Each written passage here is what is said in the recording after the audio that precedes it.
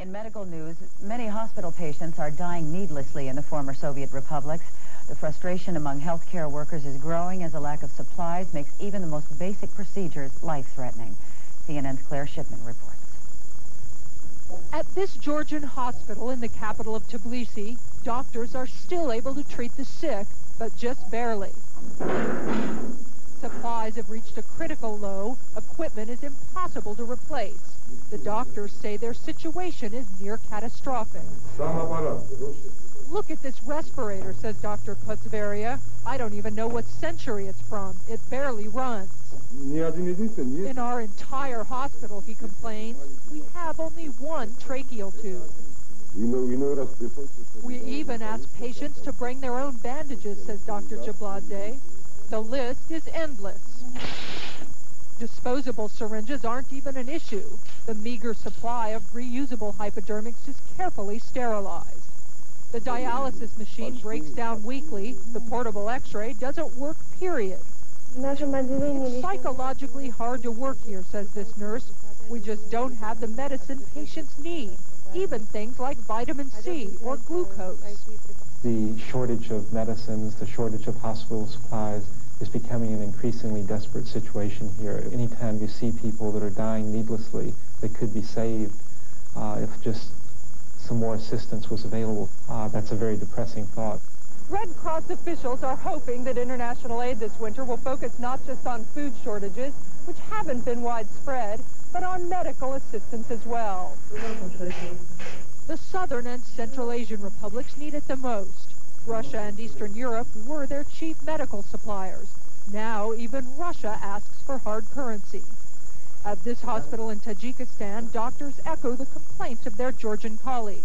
Bandages are in short supply. They can't get the parts to repair operating room lights. We don't even have any respirators, says Dr. Ichkov. If someone needs help breathing, we do it by hand. The people of this former empire are adept at making do. But one of these weary doctors warned that soon, creativity won't be enough to keep their patients alive anymore. Claire Shipman, CNN, Moscow. News from Medicine is brought to you by Comtrex. For all the cold and flu relief you need, there's a Comtrex that does it all. Ann, I thought you were home with a miserable cold. I took Comtrex and I feel better. You didn't take Sudafed for your stuffy nose? Chlortrimeton for your sneezing? I only took Comtrex. Regular Tylenol for headaches, body aches, Benylin DM for your cough? All I took was Comtrex. She'd have to take each of these just to get all the relief that's in 2 Comtrex. Comtrex does it all. And look for day-night Comtrex. Day relieves without drowsiness. Night has added relief so you can sleep. Now on home video, Diane Cannon, Chris Christopherson, and Tony Curtis in a film by Arnold Schwarzenegger. And when you rent Christmas in Connecticut and by Mrs. Butterworth, receive a $1 rebate. Look for details on the video or in grocery stores. Senior year. Thought I knew it all. For tough headaches, I took Tylenol. Today I take Advil. See, Tylenol didn't always get rid of all the pain. Back then my doctor prescribed some medicine that really helped. The same medicine I can get in non-prescription strength in Advil. For my tough headaches, 2 Advil work better than 2 Tylenol gel caps. These days, when a tough headache starts, I take what works better for me. Advil. And for a cold, try Advil Cold and Sinus, advanced formula for the cold season. There's nothing more frustrating than having power 1 minute and losing it the next. So instead of buying batteries you're just going to throw away, why not try Millennium rechargeable power cells?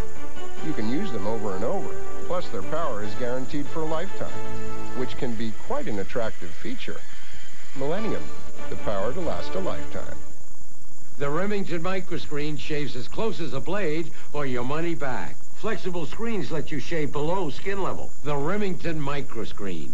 Ladies, shave in or out of the shower. The Lady Remington Wet Dry.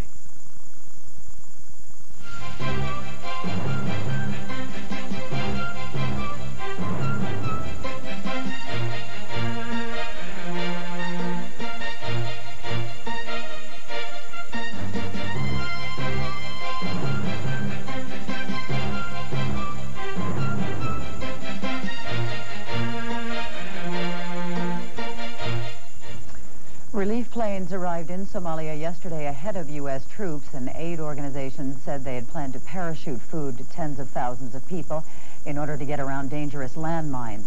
Officials of relief agencies held an emergency meeting in Mogadishu today to discuss the arrival of the U.S. troops and how to best help the thousands of starving people. An International Red Cross official interviewed earlier on CNN said humanitarian aid is not intended to solve all of Somalia's problems.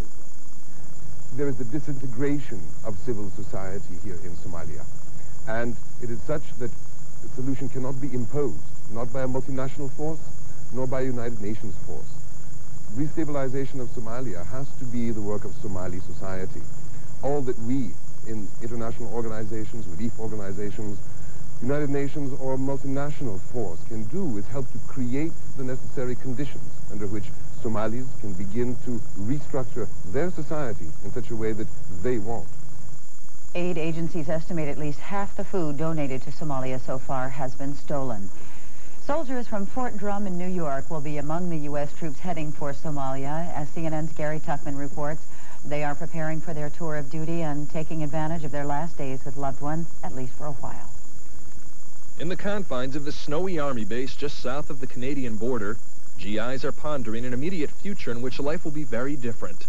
They're preparing, as long as you get a good friend, to leave for Somalia. They're getting their fingerprints taken. They're also getting blood taken in case DNA testing needs to be done for identification. Wills are being drawn up or updated. Here at Fort Drum, reality is now setting in that they will soon be heading out. We train to do these missions all the time, and it's like now we actually really get to do what we're trained to do. And with departure possible at any time, the pace of life at Fort Drum has picked up quite a few beats.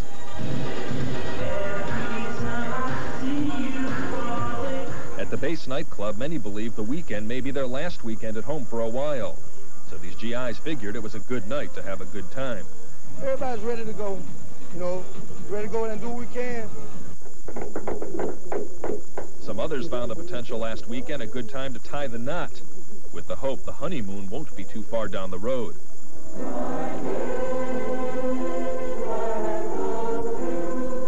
And hoping the soldiers wouldn't be away too long was a common prayer at the base chapel. Many of the children at this mass already experienced a parent leaving during the Gulf War. Others will see their parent go for the first time. For this family, it's a first. But I'm just very proud and very glad that they're going over to do this. Of course, we're going to miss them a lot. Leaving family creates anxiety, and specialist Dina Ross is candid about just how much anxiety her leaving will cause her. Because I have a 6-month-old baby at home, and I've only got to spend 2 months with her. And what if we don't come back? The people here at Fort Drum obviously have different emotions and feelings about their upcoming mission in Somalia. But what's unmistakable is the universal pride they have about their base being selected for a mission that is perceived here as most noble. Gary Tuckman, CNN, Fort Drum, New York. CNN will have full details on the situation in Somalia later today on a daily half-hour report, Saving Somalia, at 3:30 p.m. Eastern. We'll hear live from our reporters on the scene and from those at the White House, the Pentagon, and with the Clintons.